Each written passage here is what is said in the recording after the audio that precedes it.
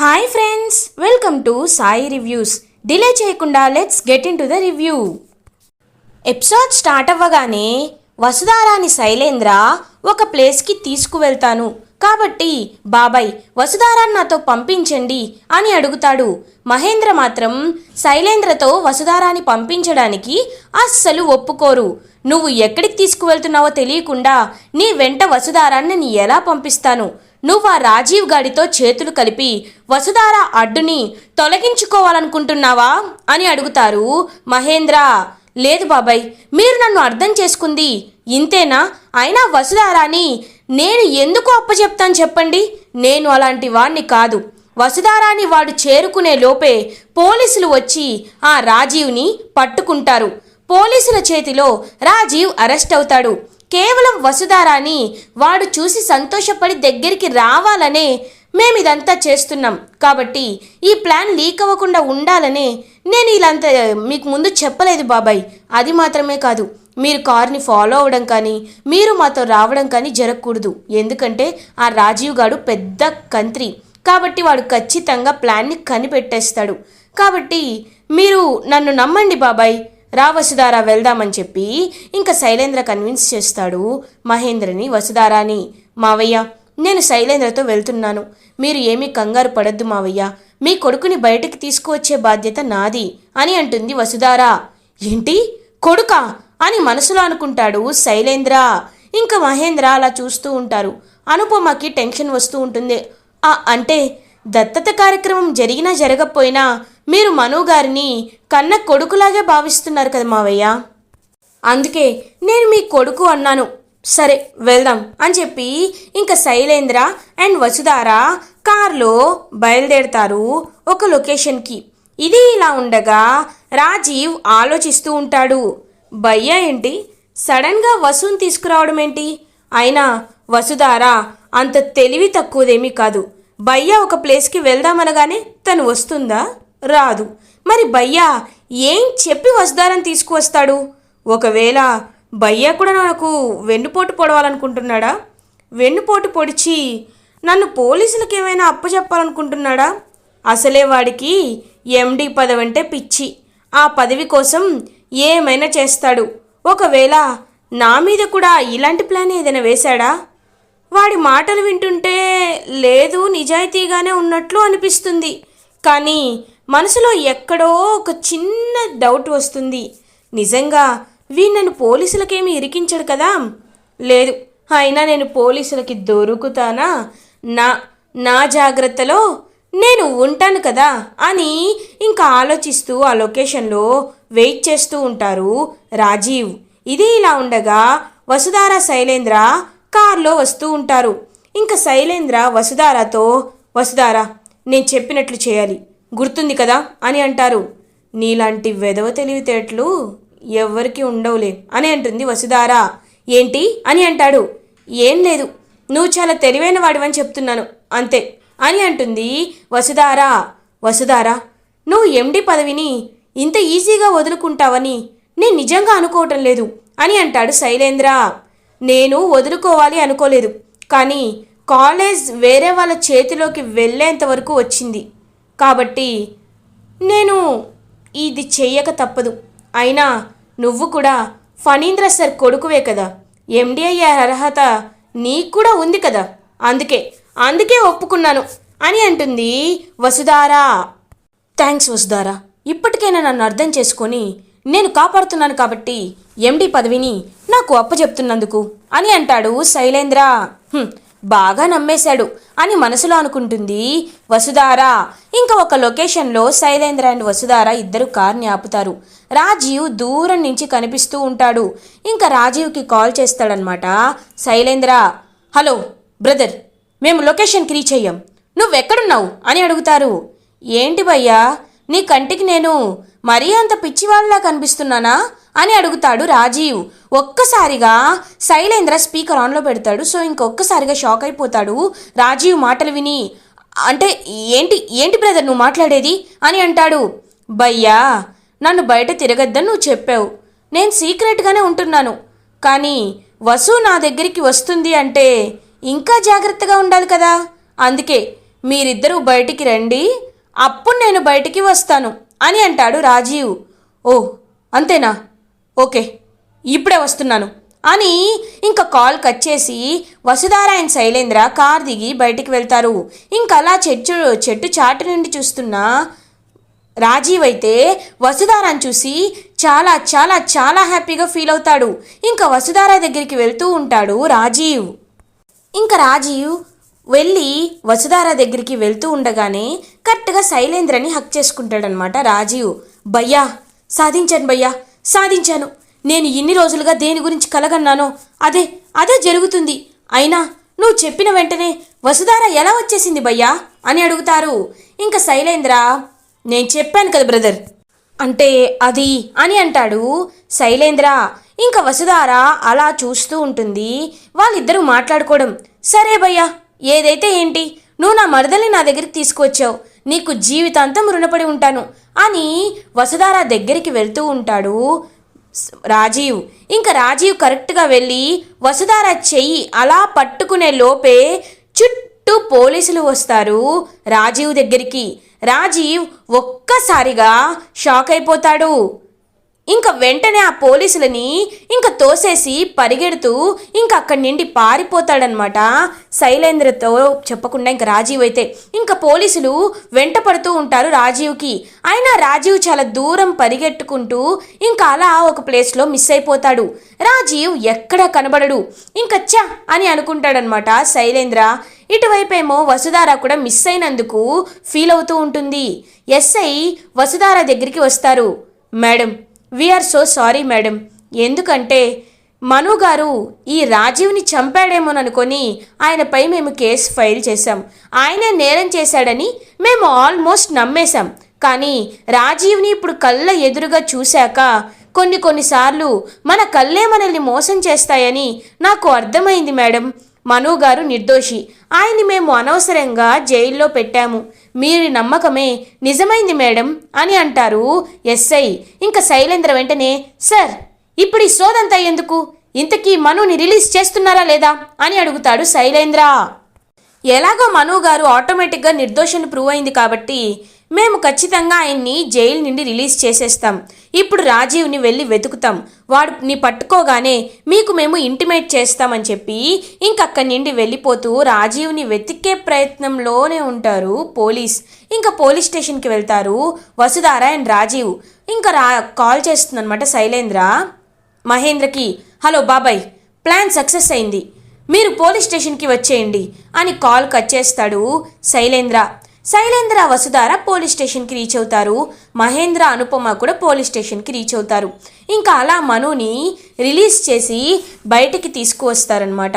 ఇంకా మను అలా హ్యాపీగా బయటికి వస్తాడు. బయటికి వచ్చి ఇంకా సంతోషంగా అనుపమ దగ్గరికి వెళ్తారు. అనుపమ పాపం మనుని హక్ చేసుకుంటుంది. ఇంకా మనుని చూస్తూ, ఎలాంటి తప్పు చేయని వాళ్ళు ఎప్పటికీ భయపడకూడదు, వాళ్ళని నిజాయితీ ఇలాంటి మంచి మనుషులే గెలిపిస్తారు అని అంటుంది అనుపమ.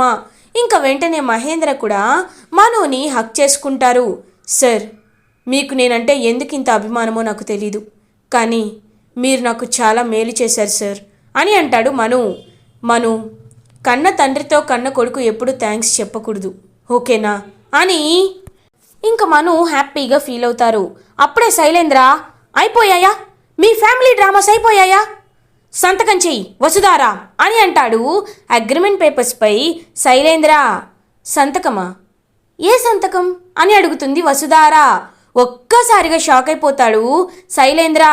మను, నువ్వేనా చెప్పు, వసుధారా నువ్వు బయటికి వస్తే సైన్ చేస్తానన్నింది కదా, ఇప్పుడేంటి ఏ సైన్ అంటుంది, నువ్వే చేయిస్తానన్నావు, చేయించు అని అంటాడు శైలేంద్ర. ఓ అవును కదా, మర్చిపోయాను, ఏవి ఒకసారి అగ్రిమెంట్ పేపర్స్ ఇవ్వు అని అంటాడు మను. ఇదిగో అని అంటాడు శైలేంద్ర. ఆ అగ్రిమెంట్ పేపర్స్ తీసుకొని అలా ఇంకా చక్కగా హాఫ్కి చించేసి ఇంకా అగ్రిమెంట్ పేపర్లని చించి మొహం మీద కొడతాడు శైలేంద్రకి మను. ఒక్కసారిగా శైలేంద్ర షాక్ అయిపోతాడు. ఏయ్ ఏం చేస్తున్నావు అని అడుగుతాడు. నోరు ముయ్, ఒక్క మాట ఎత్తావంటే మర్యాదగా ఉండదు. ఏ అగ్రిమెంట్ పేపర్ మీద సైన్ చేయాలరా, ఏ అగ్రిమెంట్ పేపర్ల మీద సైన్ చేయాలి? ఎవరి కాలేజ్ ఎవరి చేతిలోకి వెళ్తుంది అని అంటాడు మను. ఏయ్, ఎందుకు రెచ్చిపోతున్నావు? ఏదో పెద్ద 50 కోట్లు ఇచ్చినట్టు బిల్డప్ కొడుతున్నావు కదా, చెప్పమంటావా? నిజం చెప్పమంటావా అని అంటాడు శైలేంద్ర. రేయ్, నువ్వు నిజం చెప్పకపోయినా మాకు ముందే తెలుసురా అని అంటారు మహేంద్ర. ఒక్కసారిగా శైలేంద్ర షాక్ అయిపోతాడు. మనుగారు 50 కోట్ల చెక్కు ఇచ్చిన మాట నిజం, కానీ తర్వాత అది నువ్వు చేసిన ఫ్రాడ్ అని తెలుసుకొని చెక్కుని చించేసిన విషయం కూడా మాకు ఎప్పుడో తెలుసు అని అంటుంది వసుధార. ఒక్కసారిగా స్టన్ అయిపోతాడు శైలేంద్ర. అంటే అంటే అని అంటాడు శైలేంద్ర. అంటే ఏంటి? మేమందరం కలిసి కావాలనే ప్లాన్ వేసి నిన్ను బోల్తా కొట్టించాం అని అంటారు మను. ఒక్కసారిగా శైలేంద్ర షాక్ అయిపోతాడు. మనుగారు బయటికి రావాలనే నీకు ఎండి పదవిని ఎరగా వేసి మేము ఇలా చేశాం అని అంటుంది వసుధార. నన్ను నన్ను మోసం చేస్తారా? నన్ను మోసం చేస్తారా అని అంటాడు శైలేంద్ర. ఏ ఊరుకోరా, మోసం గురించి నువ్వే మాట్లాడాలి. మా అన్నయ్య కొడుకువి కాబట్టి బ్రతికిపోయావు, లేకపోతే నీ శవాన్ని ఎప్పుడో భూమిలో పాతి పెట్టాల్సింది. వేదవా, నిన్ను ఎన్ని తిట్టినా తక్కువే. ఎండి పదవి కోసం ఎంతో మందిని చంపావు, ఎంతో మంది రోడ్డుకి ఈడ్చావు, ఎంతో మంది బ్రతుకులని కూల్చావు. అలాంటి ఎండి పదవిని ఆశ చూపించి నీ గొయ్య నువ్వే తీసుకున్నావు. పోరా పో, ఎండి పదవి అని ఇంకొకసారి మా దగ్గరికి వచ్చావంటే ఏం చేస్తానో నాకే తెలీదు. నీ దిక్కున్న చోట చెప్పుకో, పోరా అని అంటారు శైలేంద్రతో. మహేంద్ర, నన్ను నన్ను మోసం చేశారు కదా బాబాయ్, నన్ను మోసం చేశారు కదా, చూపిస్తా. ఈ శైలేంద్ర అసలు రూపం మీరు ఇంకా చూడలేదు, చాలా తక్కువ చూశారు. నేను ఒక్కసారి కాస్త కన్నెరు చేస్తేనే పిన్ని పైకి పోయింది. ఇప్పుడు మీరు నా మూడో కన్ను తెరిచేలా చేస్తున్నారు. ఇప్పుడు ఎవరు ఏ చోట ఎక్కడ ఉంటారో మీకే తెలీదు. నన్ను మోసం చేస్తే ఆ ప్రతీకారం ఎలా ఉంటుందో తెలుస్తుంది, తెలుసుకుంటారు, ఖచ్చితంగా తెలుసుకుంటారు అని అక్కడి నుండి వెళ్ళిపోతాడు శైలేంద్ర. అనుపమ భయపడుతూ ఉంటుంది. మహేంద్ర, నేను చెప్పాను కదా, వాడు పగబట్టిన స్నేక్ లాంటి వాడు, వాడిని ఎందుకు రెచ్చగొడతారు మీరు అని అంటుంది అనుపమ. అనుపమ, ఎందుకు నువ్వు నెగిటివ్గా ఆలోచిస్తున్నావు? ఇప్పుడు మను బయటికి వచ్చాడు, అందరం హ్యాపీగా ఉన్నాం, కాలేజ్కి ఏదైనా జరిగితే చూసుకోవడానికి మేమున్నాం కదా అని అంటారు మహేంద్ర. అవును మేడం, మీరేమీ కంగారు పడాల్సిన అవసరం లేదు, కాలేజ్కి ఎల్లప్పుడూ రక్షణ కవచంగా నేను నిలబడతాను అని అంటాడు మను. రండి ఇంటికి వెళ్దామని చెప్పి హ్యాపీగా ఇంక ఇంటికి రీచ్ అవుతారు వసుధార, మహేంద్ర, మను అండ్ అనుపమ. ఇది ఇలా ఉండగా శైలేంద్ర ఇంటికి వచ్చేస్తాడు. ఇంటికి వచ్చి ఇంకా ఒక బెల్ట్ని తీసుకుంటాడు. బెల్ట్ని తీసుకొని కొట్టుకోవాలనుకుంటాడు. వెంటనే అక్కడికి వచ్చి ధరణి ఆపుతుంది. ఏంటండి, ఏం చేస్తున్నారు? ఎండి పదవితో తిరిగి వస్తానన్నారు, ఇన్విటేషన్ కార్డు ఇచ్చారు, మరి వాళ్ళ బెల్ట్తో కొట్టుకుంటున్నారేంటి అని అడుగుతుంది ధరణి. నువ్వు వెళ్ళిపో ధరణి, వెళ్ళిపో అని బయటికి గెంటేసి ఇంకా కొట్టుకుంటూ ఉంటాడనమాట శైలేంద్ర. నాన్న, ఏం నాన్న ఇది అని అడుగుతుంది దేవయాని. మమ్మీ అని చెప్పి ఇంకా దేవయానిని హక్ చేసుకుంటాడు పాపం శైలేంద్ర. ఏమైంది నాన్న, మళ్ళీ ఏం చేసావురా అని అడుగుతుంది దేవయాని.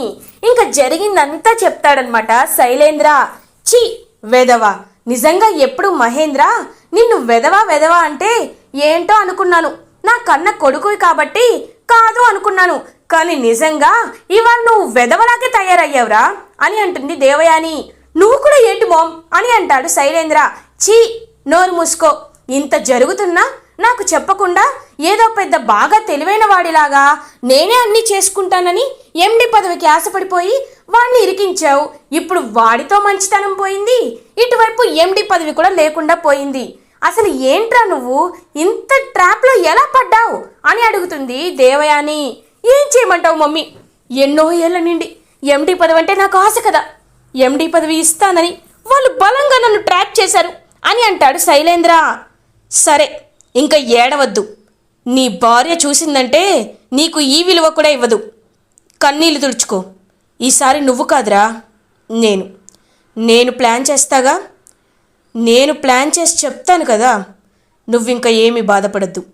ఈసారి నేనే రంగంలోకి దిగుతాను, నా ప్లాన్ ద్వారా నువ్వు ముందుకు వెళ్ళు, సరేనా అని అంటుంది దేవయాని. సరే మామ్ అని కన్నీళ్ళు తుడుచుకుంటాడు. ఇంకా శైలేంద్ర వీళ్ళని ఇలా కాదు, ఏం చేస్తే వీళ్ళు ఏం చేస్తారనేది ఆలోచించాలి అని చెప్పి ఇంకా అలా దేవయాని ఆలోచిస్తూ ఉంటుంది. ఇది ఇలా ఉండగా నైట్ అవుతుంది. ఇంకా హ్యాపీగా ఉంటారనమాట అందరూ. మను కూడా వాళ్ళ ఇంటికి వెళ్ళిపోతాడు. ఇంకా మను వాళ్ళ మామగారు కూడా చాలా హ్యాపీగా ఫీల్ అవుతారు మను తిరిగి రావడంతో. ఇంకా వెంటనే మను అలా తన బెడ్రూమ్లో నిద్రపోతూ ఉంటాడు. అదే టైంకి ఒక ముసుగు వేసుకున్న వ్యక్తి అయితే శైలేంద్ర వాళ్ళ ఇంటికి వస్తాడు. శైలేంద్ర వాళ్ళ ఇంటికి వచ్చి ఒక కత్తి తీసుకొని శైలేంద్రపై అటాక్ చేయాలి అనుకుంటాడు. ఇంకా శైలేంద్ర ఒక్కసారిగా షాక్ అయ్యి వెంటనే అతని నుండి తప్పించుకుంటాడు. ఇంకా తప్పించుకొని అతన్ని గట్టిగా తోసేసేసరికి అతను పారిపోయి వెళ్ళిపోతాడు. ఏంటిది, ఎప్పుడు నేను కదా అటాక్ చేయించేది, ఇప్పుడు నాపై ఎవరు అటాక్ చేయిస్తున్నారు అని అనుకుంటాడు శైలేంద్ర. అప్పుడే శైలేంద్రకి ఒక ఫోన్ కాల్ వస్తుంది. హలో భయ్యా, ఎవరనుకుంటున్నావు? రాజీవ్.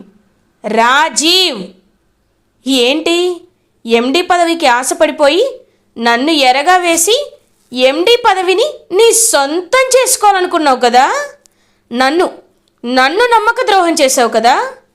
ఒక్కసారి రాజీవ్ పగబడితే ఎలా ఉంటుందో నీకు చూపిస్తాను భయ్యా, ఖచ్చితంగా చూపిస్తా. ఏదో మేడం జీ కొడుకు అని నీకు రెస్పెక్ట్ ఇచ్చేవాణ్ణి, నువ్వు నా బ్రదర్ లాంటి వాడివే అనుకునేవాణ్ణి. కానీ నీ ఆశ కోసం నన్ను ఎరగా వేసావు కదా, ఇప్పటి నుండి నీపై రోజుకొక అటాక్ జరుగుతూనే ఉంటుంది. నేను చచ్చేంత వరకు నిన్ను వెంటాడుతూనే ఉంటా, గుర్తు పెట్టుకో అని కాల్ కట్ చేస్తాడు రాజీవ్. ఇంకా భయం వేస్తుందనమాట శైలేంద్రకి. వామ్మో, వీడేంటి ఇంతలా పగబట్టాడు, అంటే వీడు నన్ను పైకి పంపించేస్తాడా? అంటే నా ఎండి పదవి కల అలా కలగానే ఉండిపోతుందా? లేదు లేదు, నేను సెక్యూరిటీని పెంచుకోవాలి, నేను జాగ్రత్తగా ఉండాలి అని శైలేంద్రకి రాజీవ్ నుండి కూడా థ్రెట్ మొదలవుతుంది. అలా ఇంకా రాజీవ్ అయితే ఫస్ట్ టైం శైలేంద్రపై పగ పెంచుకుంటాడు. ఇలా ఎపిసోడ్ ఎండ్ అవుతుంది. ఫర్దర్ ఎపిసోడ్ రివ్యూస్ ముందుగా మీకు కావాలి అనుకుంటే మా ఛానల్ని సబ్స్క్రైబ్ చేసుకోండి. Thanks for watching.